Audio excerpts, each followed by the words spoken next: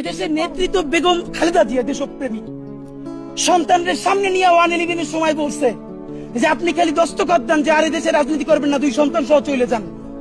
কোকোকে হারাইছে। তারেক রহমান আমার খুব মনে আছে, এখানে পিজি হসপিটালে আমরা তখন ছোট, 111 এর পর যখন তার পিজি হসপিটালে আনছে ঘাট দাঁড় করাইতে পারে না, বেগম জিয়া দৌড়ে আসছে দেখতে, মার কোলে মাথা রাখতে পারে না।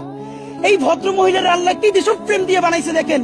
সে দেশ ছাড়ে নাই, সে বলছে বাংলাদেশ ছাড়া আমার আর কোনো জায়গা নাই।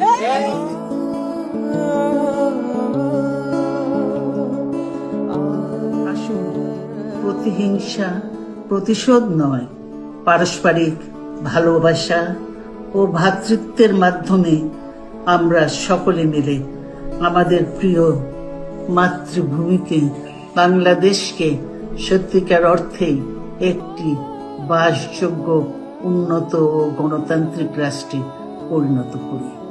আল্লাহ হাফেজ। বাংলাদেশ জিন্দাবাদ।